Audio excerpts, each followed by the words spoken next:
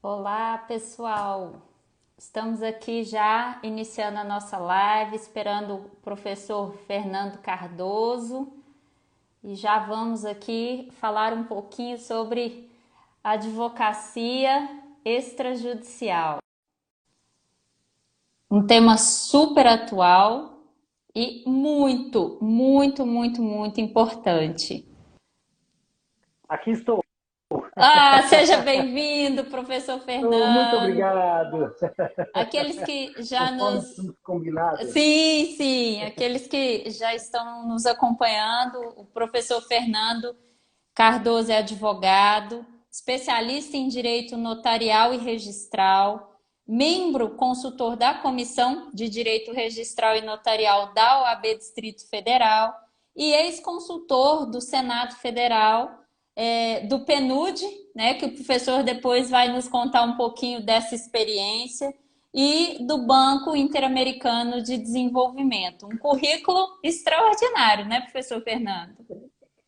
É isso, muito obrigado. Foram experiências do passado que me trouxeram até aqui e eu sou muito grato à vida por ter me trazido até o momento em que estou buscando novos horizontes sempre. Que bom. Bom, hoje a gente vai conversar um pouquinho sobre advocacia extrajudicial. A gente pode dizer, né, professor, que a advocacia extrajudicial no Brasil ela é um pouco mais recente do que em alguns outros lugares do mundo. Houve uma época em que ela não era tida com bons olhos, talvez por conta da própria falta de consciência dos advogados, né? A gente tinha aquela advocacia muito combativa, né? Mas agora, efetivamente, há uma maior conscientização e a gente tem percebido que é um caminho sem volta e, principalmente, né, a maior briga do advogado e a maior decepção do jurisdicionado é o excesso de tempo que o processo gasta, a morosidade judicial. E a advocacia extrajudicial ela vem justamente para combater isso. Então, eu queria que o senhor falasse um pouquinho da experiência, né, aí há tantos anos, super jovem, né, professor Fernando? Mas advogado desde 1994, então já vem de uma Isso, era um bastante pouquinho tempo. diferente, né? É verdade. Olha só, a advocacia extrajudicial, ela tem suas raízes mais remotas em outros países. Por quê? Percebeu-se com os direitos de terceira e quarta geração havia um acesso muito grande ao Poder Judiciário, como deve ser em qualquer tipo de democracia. E não se podia, então, evitar esse acesso.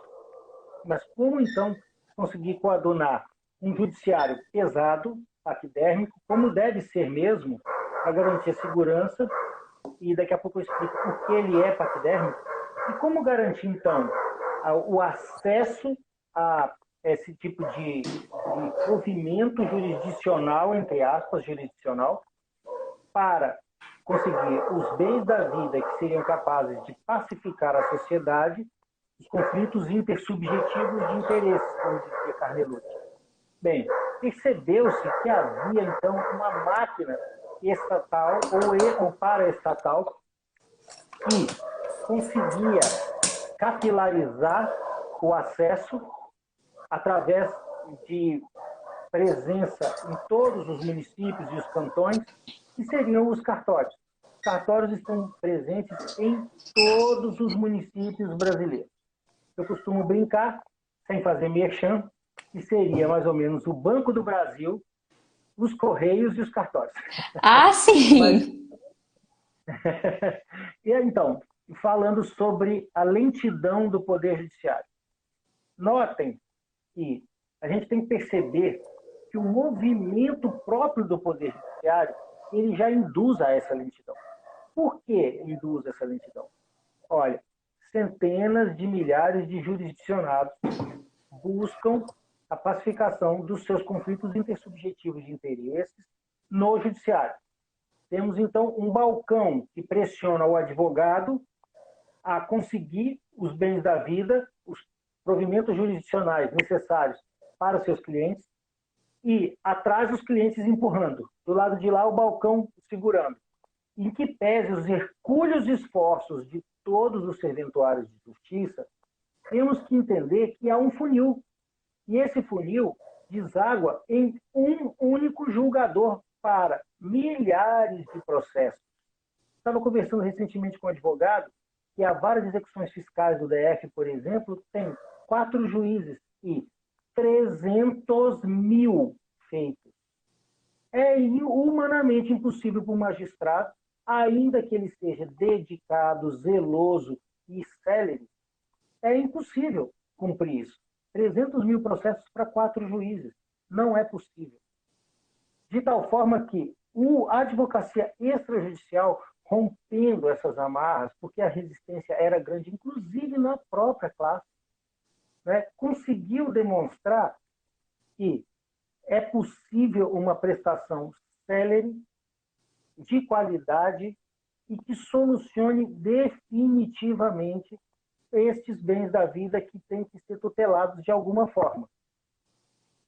Foi assim que a advocacia extrajudicial começou a romper as barreiras das resistências e hoje os advogados têm percebido. O que eu chamo na advocacia extrajudicial é a nova fronteira da advocacia, o cartório.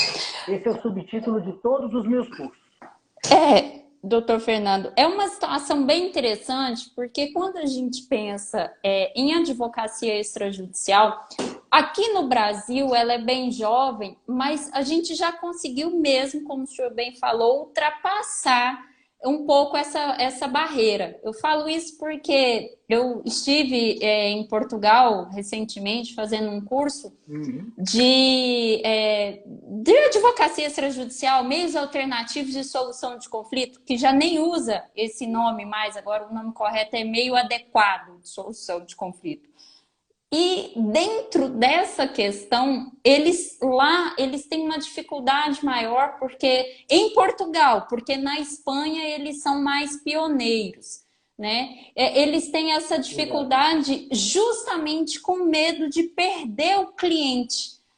Como que eu vou cobrar os meus honorários se eu não estou levando a solução do conflito do cliente efetivamente para o Poder Judiciário, né? Para que o Estado, dentro dessa sua obrigação da tutela jurisdicional, ele não vai ter que efetivamente tomar uma postura.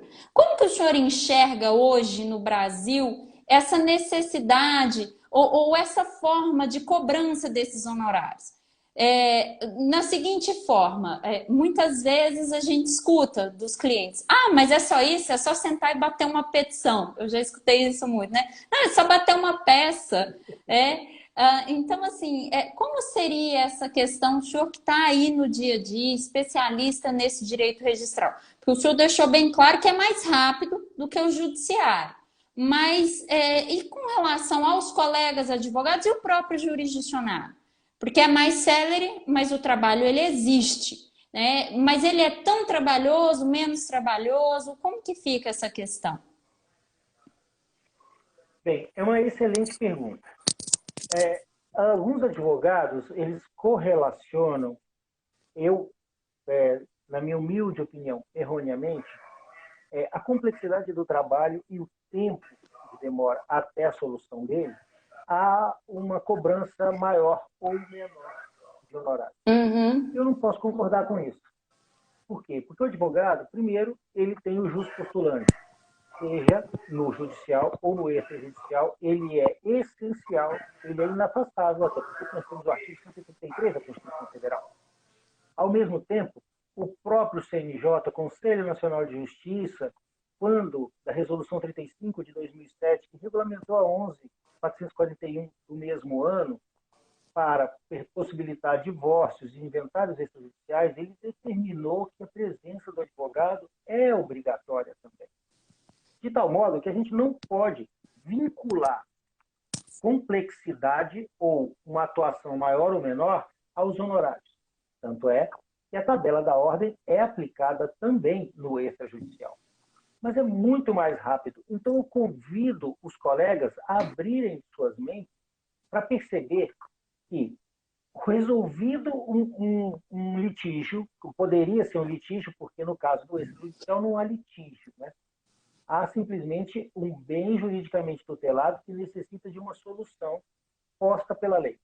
De tal modo que, se a gente solucionar mais rapidamente esta situação, com cobrança de honorários justa, de acordo com a tabela da OAB, mais rapidamente o advogado terá espaço em sua agenda para um outro cliente, de tal modo que ele pode, inclusive, obter maior rendimento com essa celeridade, porque sempre soluciona rapidamente. E é muito rápido, doutor. Lembrando que a 8.935, a Lei 8.935 de 1997, que regulamenta a atividade notarial e registral, principalmente a notarial, ela traz em seu bojo que os cartórios têm uma razão de ser baseada em segurança jurídica. Então, já o primeiro pilar para a solução dessas situações que demandam ou o judiciário ou os cartórios. Então, emprestando segurança jurídica, temos que lembrar também que os tabeliães devem, por força de lei, prestar consultorias gratuitamente, orientar os seus clientes, entre aspas, gratuitamente. De tal modo que a gente rompe aquele ciclo vicioso que eu disse, o ciclo da pressão. O advogado em frente ao balcão tentando pressionar o judiciário e atrás o cliente o pressionando. Nós rompemos. Tira o balcão, todos juntos numa sinergia buscando essa solução. Porque o tabelião depende do advogado e do cliente para poder obter seus emolumentos. O advogado precisa do tabelião uma solução rápida para obter seus honorários. E o cliente precisa de ambos para rapidamente obter o bem da vida que ele deseja. De tal modo que todos trabalham sinergicamente para a obtenção rápida da solução rápida daquele bem da vida que precisa ser juridicamente tutelado. E é importante a gente falar que vem em uma situação em que não tem um terceiro decidindo, que esse é um problema, né, que os colegas sempre estão reclamando. Eu, esses dias, recebi uma ligação de um colega que ele falava assim, mas está aqui, doutora Helena, está aqui, é letra da lei, está escrito aqui, falando de honorários, né, os colegas que me conhecem sabem que eu sou presidente da comissão de honorários da OAB Taguatinga, e aí tem muito problema no arbitramento dos honorários de sucumbência. E a briga toda, né, é justamente no sentido de a lei diz que é de 10% a 20% sobre o valor da causa ou o valor atualizado, vai depender da situação. E a maioria dos magistrados não considera valor atualizado ou coloca um valor inferior porque está dizendo que o advogado está enriquecendo, né? Então, a gente vê várias questões que levam, indubitavelmente, a gente procurar uma alternativa. Mas, em contrapartida, tem uma exigência, porque o advogado ele passa a fazer o papel de conciliador. Porque na advocacia extrajudicial não tem conflito, porque não tem um que vai decidir esse conflito. Né? E nesse momento de pandemia, doutor Fernando, como está funcionando? O senhor que já está aí, já foi consultor da Anoreg, né? E conhece, como que está funcionando? E eu já emendo uma outra pergunta, como está funcionando no Distrito Federal e em torno? Se existe conflito de norma, é igual o judiciário que tem o CNJ, que vai lá e determina, e aí agora a gente tem um lockdown mitigado, né? Eu brinco, porque a última portaria fala que se for decretado o lockdown, aí decreta o lockdown em uma cidade, no resto do estado não. O judiciário é estadual, como que funciona? Né? Então, a gente brinca. Como que está funcionando essa questão atualmente? Deixa eu voltar um pouquinho, então, no seu comentário a respeito dos honorários.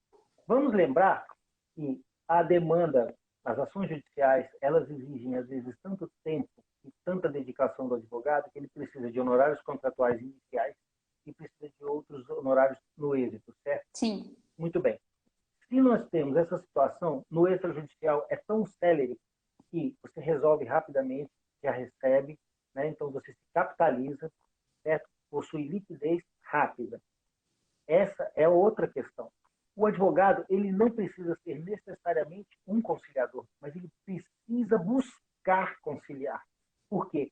Com o conhecimento jurídico que ele tem, ele convence, ainda que no começo pode ter uma situação conflituosa, seja no divórcio, seja no inventário, por exemplo, ele pode muito bem se fazer valer de seu conhecimento para convencer as partes a buscarem o extrajudicial e rapidamente solucionarem seus conflitos. Aquilo que seria conflito restaria, melhor dizendo, composição.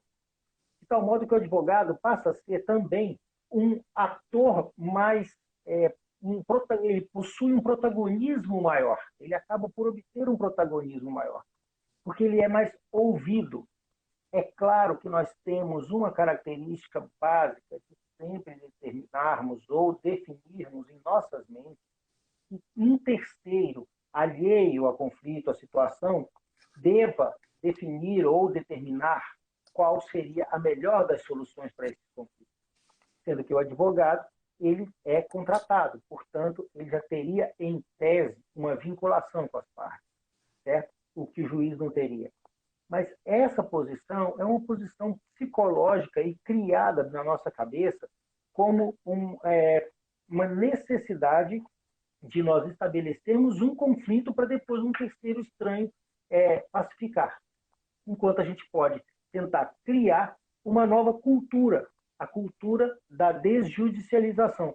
Como diz a ministra Nancy Rodrigues, não seria desjudicialização, seria compartilhamento de jurisdição. Eu acho mais interessante. Então, a gente traz o protagonismo para o advogado. O advogado começa a ter, inclusive, o maior respeito, porque ele mesmo aponta o caminho para a solução. E, caso haja ainda algum problema, alguma dúvida, basta levar o tabelião. E o tabelião não tem audiência a marcar. O tabelião não precisa você ficar marcando a agenda.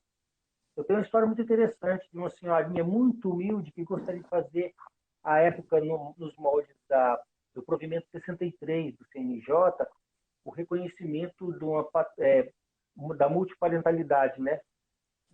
Ela gostaria de ser reconhecida mãe socioafetiva, nos termos do provimento 63. É muito humilde, uma senhora chegou com muita vergonha no cartório, e aí fomos entrando, e daqui a pouco apareceu e falou, olha, ô Fernando, espera um pouquinho, e já já a gente conversa, eu estou um pouco ocupado com outra pessoa, desculpa o atraso, e espera um pouquinho. Aí foi lá dentro e trouxe um cafezinho.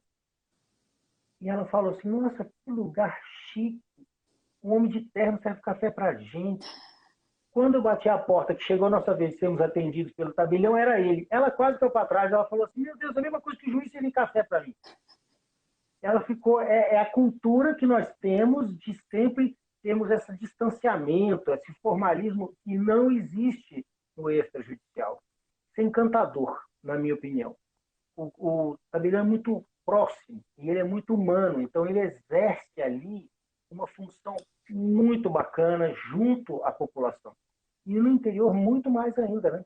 Quando ele é sempre buscado para solucionar ou para até palpitar em coisas que nem ele vai resolver. Mas muitas vezes, ele conhece a lei. Falar com o juiz é muito difícil, falar com o delegado é sempre coisa de crime. Vamos lá falar com o tabelião. É fácil, é muito comum. Vindo para cá, nós chegamos a um verdadeiro carnaval regulamentador por conta dessa pandemia. Esse carnaval regulamentador passou por diversas situações, até anômalas, né? Nós temos os prefeitos que podem decidir o que funciona ou não. Os cartórios são ligados às corregedorias dos tribunais de justiça. Então, eles que devem definir as normas, mas dependendo ainda do Conselho Nacional de Justiça, que está superior. Que eu faço até uma brincadeira com os meus alunos, que eu falo que a pirâmide de Kelsen, da teoria da norma fundamental de Kelsen, foi provada no Brasil, porque vem Regulamentos, portarias, decretos, leis estaduais, leis federais, emendas constitucionais, Constituição Federal e o que vem acima. A teoria da norma fundamental, aquele conceito que todos têm do que deve estar na Constituição.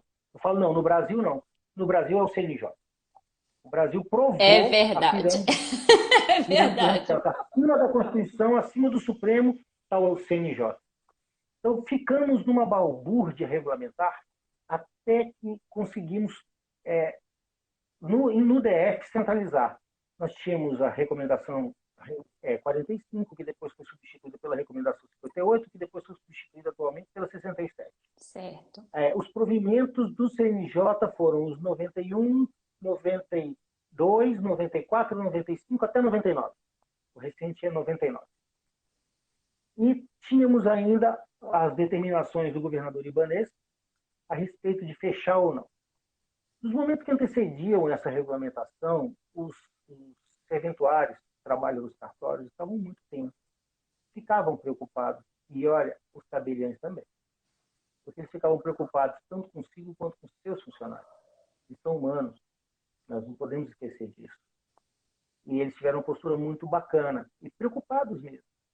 Até que veio a determinação para fechar tudo com a 45, com a resolução 45. Fechar o cartório, certo? Fechar o cartório, atendimento só questões urgentes, por exemplo, o nascimento não deveria ter prazo, os prazos estavam suspensos, os óbitos sim. Depois foi-se relativizando, foi-se flexibilizando essa situação. Hoje nós temos uma situação seguinte: os cartórios podem trabalhar normalmente. Portas abertas, surgiu uma dúvida e que gerou uma consulta da ANOREG, que foi respondida pelo PA 6297 da Corregedoria do Tribunal de Justiça, dizendo não podem ficar de portas abertas, mas os atendimentos devem ser agendados. Uhum. Esse agendamento deve ser feito por SMS, por WhatsApp, por e-mail, onde o interessado em praticar qualquer ato notarial ou registral deve enviar por esses caminhos uma mensagem explicando o ato que deseja praticar e fornecendo elementos para que a serventia entre em contato com ele para esclarecer eventuais dúvidas e marcar um horário para que ele possa comparecer, dia e hora, respeitando os limites de distanciamento entre as pessoas, certo? E a quantidade de pessoas dentro da serventia. Certo. Isso tem funcionado muito bem, certo? Tem funcionado muito bem. Nada hoje está parado. Ah, Nada, sim. nada está parado. Nem no Tudo. DF, nem no entorno. Nem no entorno. Hoje, o meu amigo, o doutor, tenho a honra de poder dizer meu amigo, doutor Irley Quintanilha, que ele é titular do primeiro cartório de notas, primeiro ofício de notas de Lusiânia, e ele é o vice-presidente do Colégio Notarial de Goiás. Ele me mandou a resposta dizendo que estão funcionando da mesma forma que o DF, por conta do provimento 61 lá do Tribunal de Goiás. Então, a mesma questão. Lembrando que no DF hoje os cartórios estão funcionando das 10 às 16. Das 10 às 16. Certo? Era das 9 às 17. Ah, sim. Das 9 às 10, serviço interno. Das 16 às 17, serviço interno. E justamente para limpeza, para manter a limpeza total, regular a agenda dos pedidos com a capacidade de atendimento dos cartórios, certo? Temos também essa situação. Das 9 às 10, então se faz todo esse tipo de ajuste, porque os cartórios buscam atender o máximo possível de pessoas, mas tem que ter essa responsabilidade e todos que eu tenho visto estão tendo essa responsabilidade. E muito bem buscar afastar as pessoas desde segunda-feira, absolutamente proibida a entrada de pessoas Sem máscara. Uhum. Sem máscara, certo? E no estado de Goiás, a diferença do DF é que lá funciona das 8 às 17. Então lá eles têm 2 horas de serviço interno antes e uma depois. Entendi. Então o horário de funcionamento no estado de Goiás é diferente. Um abraço, doutor Irlei. Muito obrigado pela conversa excelente. A gente está tendo bastante interação, né? A doutora Juju Gomes, ADV, até perguntou sobre alguns cursos para o senhor indicar, né? Sobre advocacia extrajudicial. A gente pode, daqui a pouquinho, falar sobre isso. O pessoal está Vou ter que puxar a interagindo. sardinha, hein? Ah, com certeza, né, professor? Com certeza. E aí, eu aproveito e dentro dessa linha, já que a gente está falando de funcionamento do cartório, nos Estados Unidos, eu vou fazer a comparação com os Estados Unidos, porque, queira ou não, o brasileiro conhece mais ou menos, o advogado brasileiro conhece mais ou menos o funcionamento lá, muito por aquelas séries. Óbvio que não é do jeito que é na série, tipo Suits ou Law and Order, aquelas outras séries, né? Mas lá, de colegas que efetivamente trabalham, né, são advogados lá, inclusive conheço 2 colegas que advogam lá, eles disseram que já é uma cultura essa advocacia extrajudicial e que litigar na justiça é caríssimo, não só os honorários do advogado, mas as próprias custas do poder judiciário são caríssimas.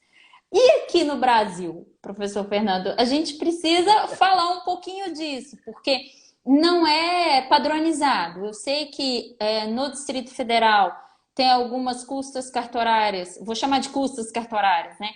Que são mais baratas, em Goiás eu sei que são mais caras, sei que no Rio de Janeiro é caríssimo para fazer um registro de um divórcio ou de um inventário. Então, como que fica isso? E mais uma pergunta, professor. E se a parte for beneficiária da justiça gratuita? Ela fica sem acesso ao cartório? Ou melhor, sem acesso ao cartório, não. Ela fica sem acesso à prestação que o cartório traz. Porque eu sei que para registrar, por exemplo, o nascimento não é cobrado, é gratuito, né? Mas e essas outras questões? Como que fica isso? Bem, vamos lá. Vamos falar então sobre custas e emolumentos. Custas são judiciais, emolumentos são extrajudiciais, certo? Certo. Realmente, como os cartórios, eu disse, eles têm a sua atividade regulamentada e fiscalizada, na verdade, fiscalizada e regulamentada também pelos provimentos das corregedorias dos estados. Certo. Estas corregedorias definem as tabelas de emolumento e há uma diferença gritante. Daí porque eu vou até me aproximar.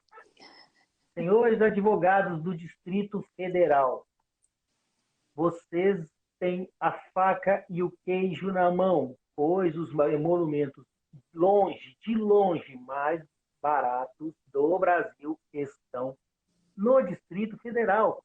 Parabéns. Ali, passando o estado de Goiás, é muito mais caro, realmente. É um valor muito maior. Não é um valor injusto, digamos. Por quê? Porque a lei que prevê os emolumentos do DF, ela nunca foi atualizada. Nunca. Desde 1967. 67. Nunca foi atualizada. O que acontece é que a tabela de emolumentos da Corregedoria do DF, ela sofre somente atualização monetária pelo índice da inflação. Então, sobe muito pouco e estes valores estão muito defasados. De tal modo que é uma chance, uma oportunidade para os advogados do DF. Certo? No tocante às custas, a mesma coisa. No DF é muito barato. Eu não digo nem o estado de Goiás. Minas Gerais, por exemplo, é uma queixa constante. Acaba havendo impedimento, vamos dizer, oblíquo ou indireto da própria busca ao Poder Judiciário. Eu acho que há que repensar essa situação. No tocante à gratuidade de justiça, a Resolução 35, que regulamenta a Lei 11.441, que determinou a prática de inventário e divórcio extrajudicial, por exemplo, ela prevê a possibilidade de gratuidade de emolumentos também, nos mesmos moldes da justiça.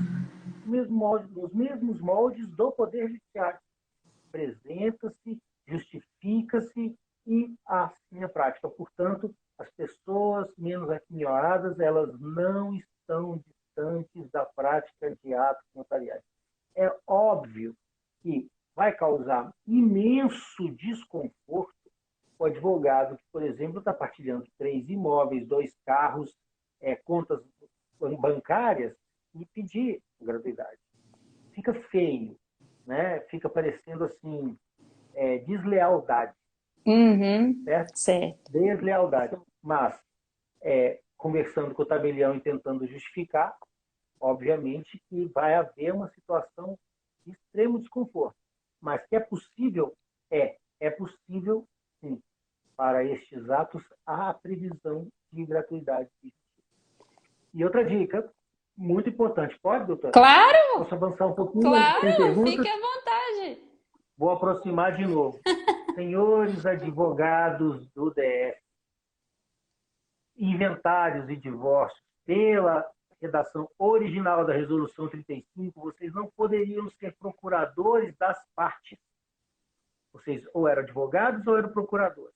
Até que, em 2013, a ASP, Associação dos Advogados do Estado de São Paulo, protocolizou um pedido de providências junto ao Conselho Nacional de Justiça.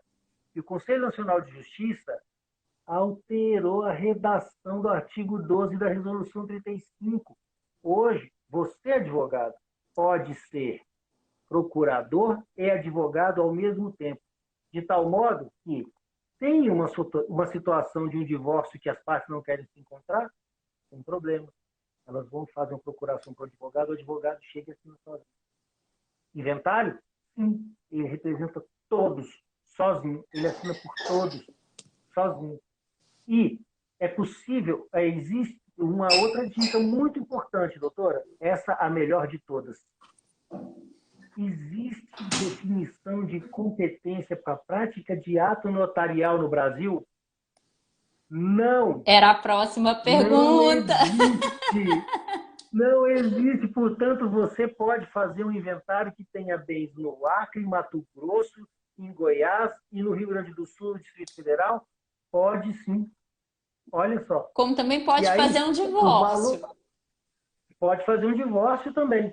Mas sabe o que é mais legal no inventário? É que, às vezes, o valor que se economiza trazendo para cá, para fazer o ato aqui, às vezes é até maior do que o ITCD. Porque a diferença é tão grande entre os estados. Bahia é caro, Rio de Janeiro caro, São Paulo caro, Paraíba é muito caro, todas as outras unidades da federação. Goiás até que tem uma disparidade muito menor em relação ao DF do que essas outras unidades que eu falei.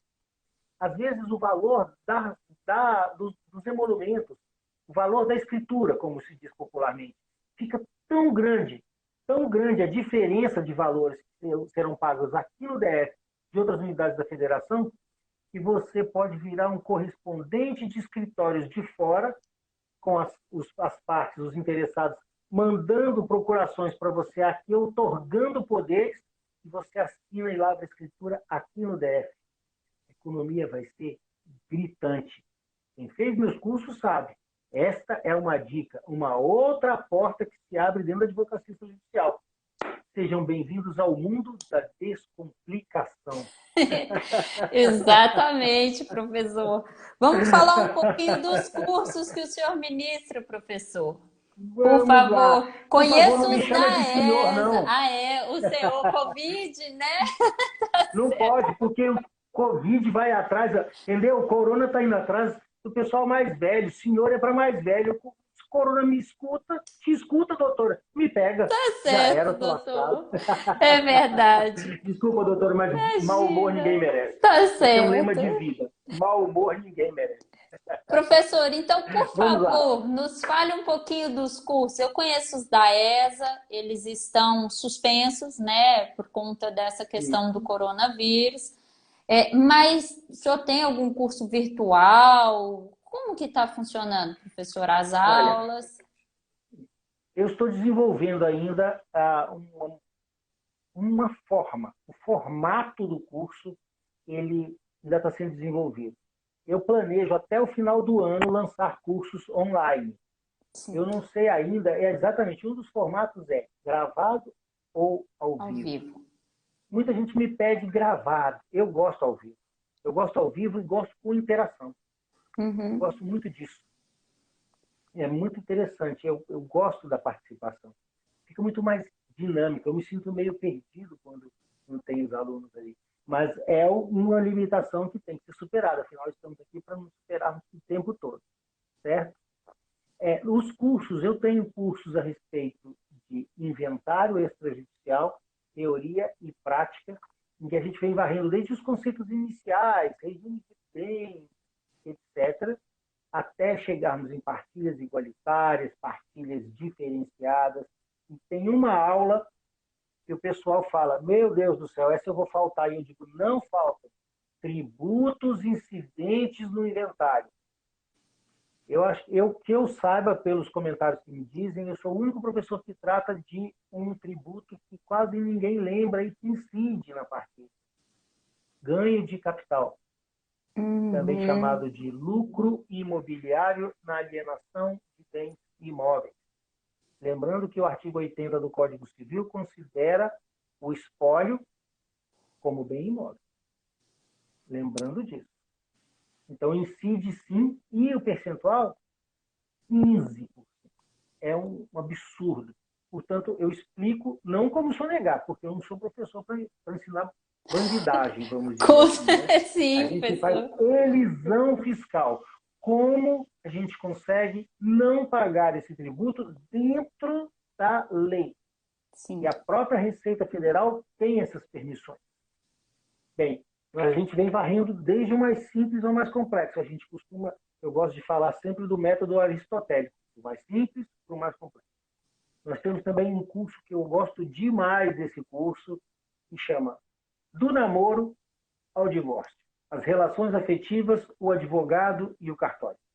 Nós vamos explicar desde se existe mesmo um contrato de namoro, como fazer esse contrato, o que é animus maritalis, qual é a diferença de namoro para união estável, como se faz uma união estável, como se dissolve essa união estável, como é que se prepara para fazer o casamento, a habilitação para o casamento, o que pode ter num pacto antinupcial, o que não pode, e como a gente faz um divórcio também.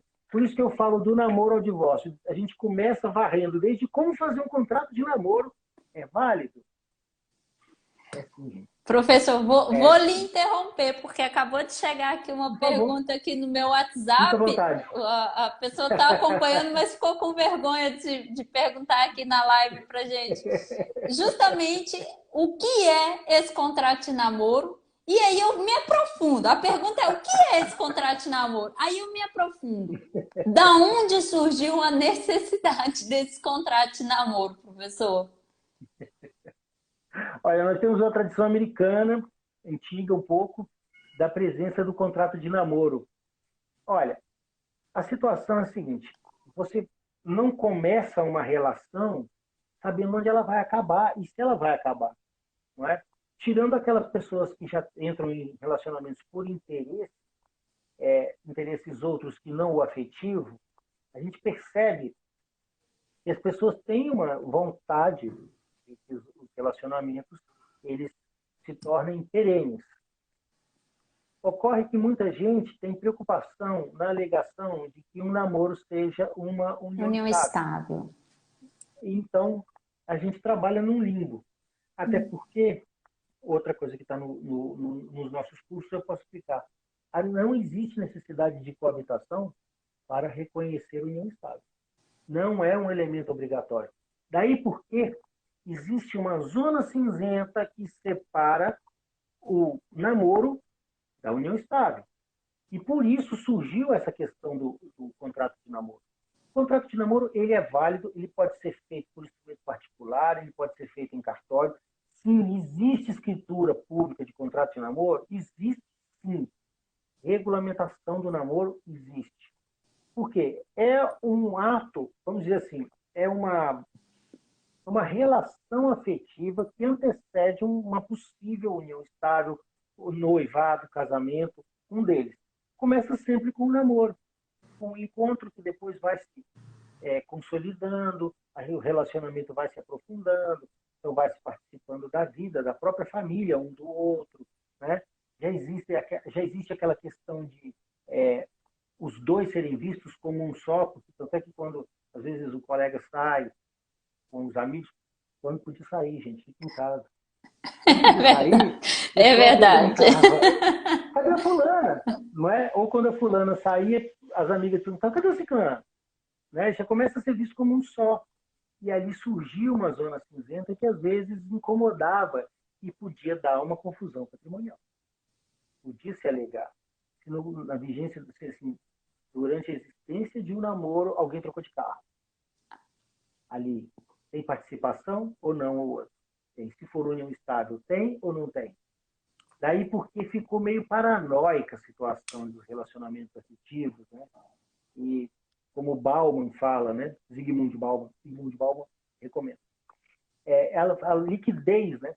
O amor líquido, as coisas são muito fluidas, elas não sedimentam. Então, por isso que ele fala muito da liquidez das relações humanas. Mesmo, Então, como mesmo está tudo muito porque perdido, né? é verdade. Mesmo porque no início do relacionamento tudo são flores, né? Então, acredito que Exatamente. é uma ideia interessante, é algo que, quando a gente pensa, pensando em direito civil, eu falo isso porque eu estudei no início da faculdade o Código de 16, né? Então, já existia. Eu fui daquelas que o professor falava assim, no Código Antigo, no Código Novo, no Código Antigo, no Código Novo.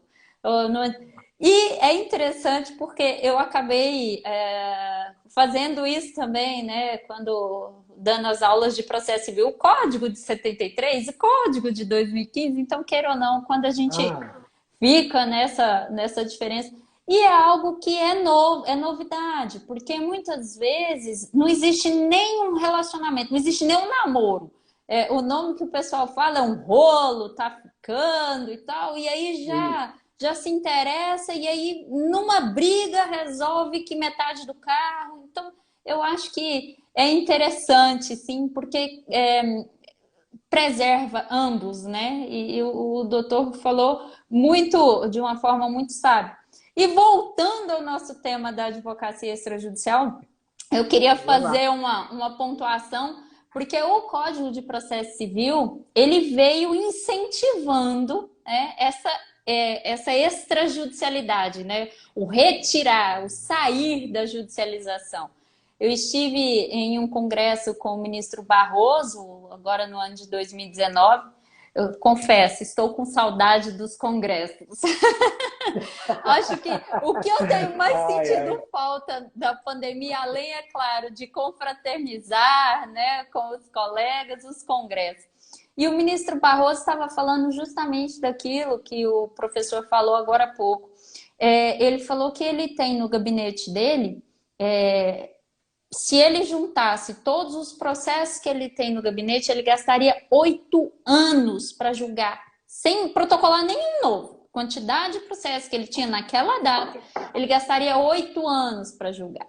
Então, eu acho que é um caminho muito importante. Atualmente, a advocacia extrajudicial, ela está limitada a divórcio, no caso, e inventário, ou a gente tem outras alternativas de advocacia extrajudicial legalmente reconhecidas? Porque a gente pode fazer os contratos e tal, mas fora são só essas duas, ou a gente consegue caminhar para outras hipóteses, outras situações, professor? Olha só. Claro que algumas situações dessas carecem de regulamentação melhor. Uma regulamentação mais afinada. Mas a advocacia extrajudicial, ela admite todo tipo de composição de conflito, desde que a gente tenha consensualidade e o respeito à maioridade daqueles que estão participando. Né? Então, é possível você conseguir fazer acordos extrajudiciais para a solução de conflitos de terras, para a solução de conflitos de composição de dívidas. É possível você regulamentar uma série de situações jurídicas, porque o tripé é objeto é lícito, sujeito é capaz e a forma é prescrita ou não defesa em lei, está no Código Civil. Então, se a gente respeitar esse tripé, muita coisa pode ser feita no extrajudicial. Outra questão que pode ser feita no extrajudicial também. Não tem jeito de você não judicializar a situação? Será que não? Será que não mesmo? Vou falar uma situação. O que é uma ata notarial? É o terceiro curso que eu tenho também. Ata notarial. Produção e estabilização da prova. A ata notarial é um remédio jurídico que deveria ser usado muito mais pelos advogados. Porque a ata notarial é, como eu digo, você produz e estabiliza a prova.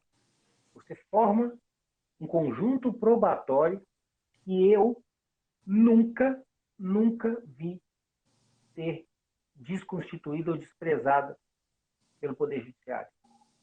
Se, em primeiro grau, o juiz não considera o teor de uma ata notarial, no segundo grau, a sentença ou é anulada ou ela é reformada para considerar. Eu Por vou quê? fazer um parêntese, Porque ela é professor. dotada de fé pública. Ela é Tá. dotada de fé pública. É inafastável o conteúdo dela. Somente se no conteúdo houver um defeito, eu vou explicar no curso, vem fazer o curso de ata notarial comigo.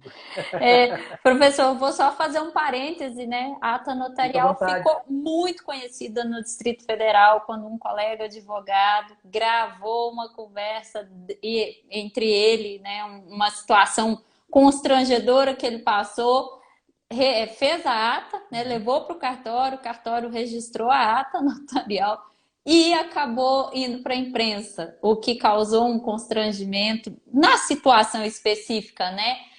Muito grande, mas foi aonde efetivamente todo mundo começou a olhar com outros olhos para a ata notarial, né? Porque ela era pouco utilizada. E ela tem esse potencial probatório muito grande justamente pela fé pública. Né? Então, eu queria fazer esse Exatamente. parêntese justamente por isso, porque no Perfeito. Distrito Federal ficou bem conhecido. E, Tem uma professor, outra situação também muito sim, interessante em nível nacional.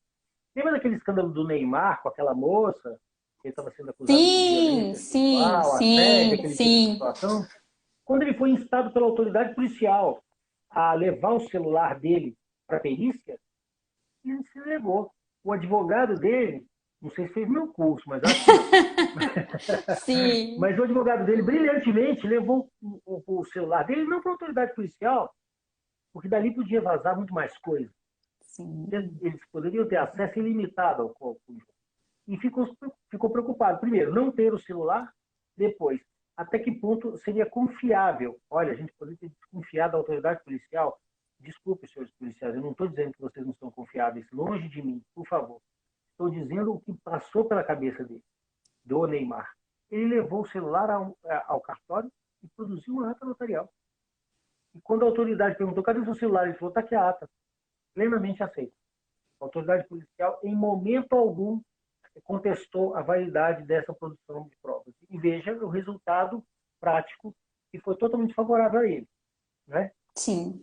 A ata notarial, a gente pode vir com uma outra situação também, que a gente pode linkar nesse comentário seu que vazou o que fez a ata notarial. Os atos praticados em cartório não estão albergados por segredo de nem os divórcios, nem os inventários, e nenhum outro. Não há segredo de justiça ou sigilo. De justiça não haveria mesmo, né? Porque não Uhum. há litigiosidade e não há conflito, então não há processo. Mas nenhum outro tipo de sigilo alberga os atos notariais. Portanto, a gente também tem que lembrar desse detalhe importante, eu acho, para os nossos participantes da nossa live. Ah, sim. E o Ângelo, o doutor Ângelo, ele pediu indicação de um livro antes de fazer o curso do professor quando voltar no pós-pandemia. Pediu indicação de um livro. Qual a gente vai depender muito do que ele deseja. Né? Nós temos uma literatura que ela tem crescido muito no Brasil, mas a gente percebe que a literatura em si ainda é muito rara e difícil de achar. Eu falo o seguinte, eu uso muito a lei seca, que a gente chama de lei seca, a legislação mesmo. Uhum. Mas existem alguns livros de legislação comentada também. Eu vou tomar a liberdade de mencionar uma autora, não tenho nenhuma vinculação com ela, eu a conheci pelo Instagram, uma simpatia, uma pessoa maravilhosa, Marta Eldebs. Existe uma legislação que ela chama de legislação notarial e registral comentada. A lei seria a Lei de Registros Públicos, a 6.015 de 1973. 1973. Ela tem, já que é para fazer merchan mesmo, né, é da editora Juspodium. Juspodium. Eu acho interessante ali, porque vai ter comentários à Lei de Registros Públicos mesmo, né? Tem também, dela também, há também um outro que é o Vadimécum Notarial e Registral, em que ela faz a compilação de todas as normas. É impossível acompanhar, né?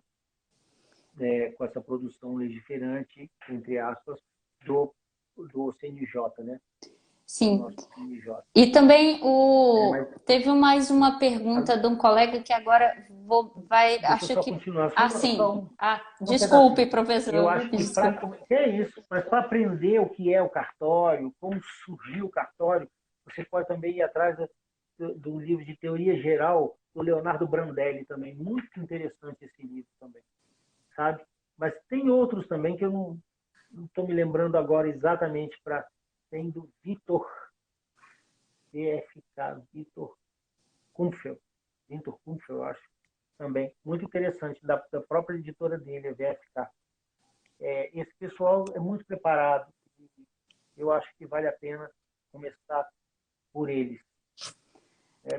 Mas legislação, a literatura ela é muito complicada de se localizar e eu tenho visto que os autores têm aparecido mais autores porque a advocacia extrajudicial tem sido de maior interesse.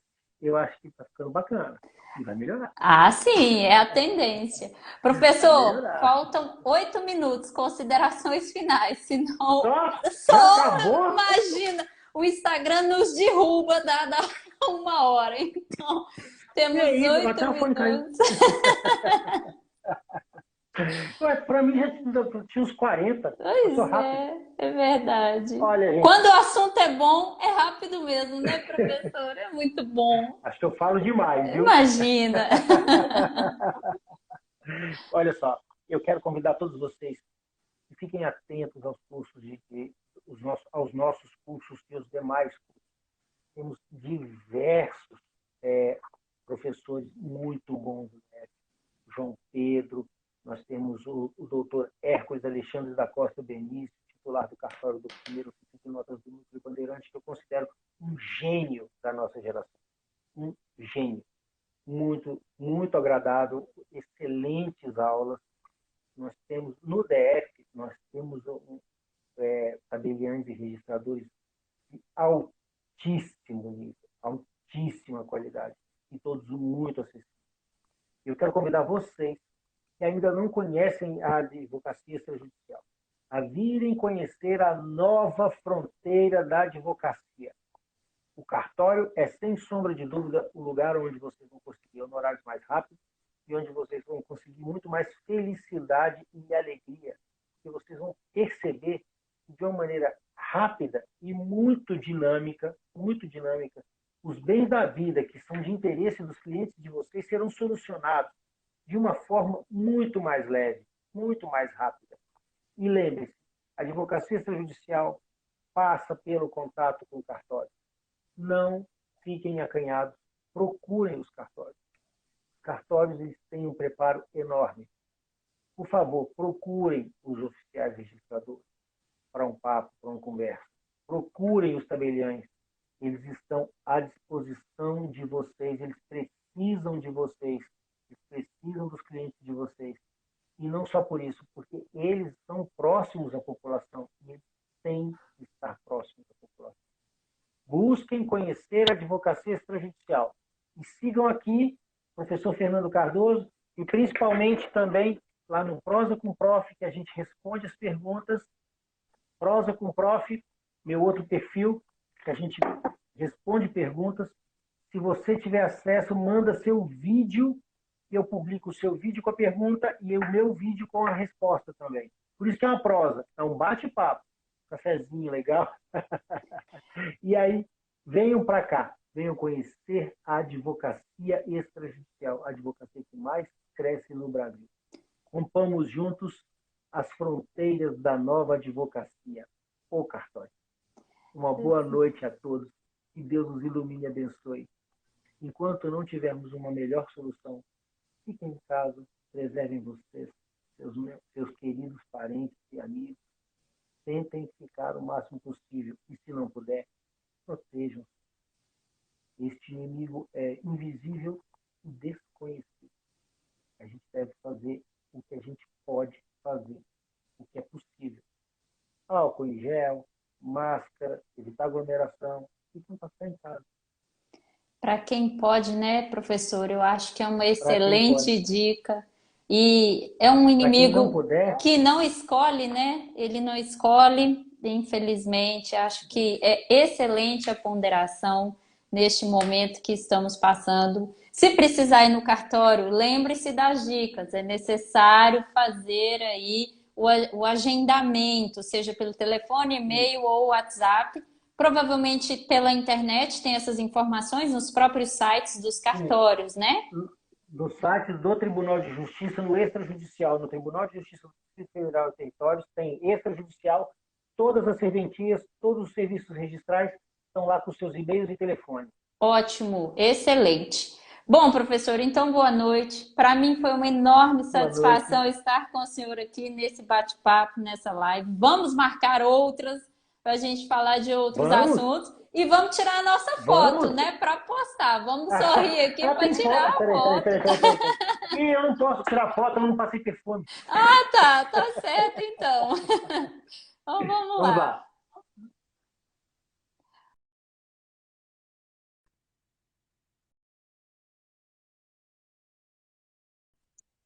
Ficou bom assim? Ficou ótimo. A parte de cima ajuda, o modelo de baixo estraga. Imagina, professor. Doutora, muito obrigado pela oportunidade, estou à disposição. Espero que tenha sido útil e agradável para vocês, tanto quanto foi para mim. Estou sempre à disposição. Eu que agradeço, viu, professor? Fique com Deus e vamos juntos aí passando por essa situação e espero nos encontrarmos logo lá na ESA. Ah, sim. Espero a doutora de volta. Faz tempo que não aparece lá com seus cursos. É verdade. A professora Helena Lariucci é fantástica no processo civil. É fantástica. Só isso. Simplesmente fantástica no processo civil. Ele é a dona do processo civil. Imagina, professor. Agradeço, elogio. Boa noite. Até logo. Boa noite. Tudo de bom. Fiquem em paz com Deus. Bom. Tchau, tchau.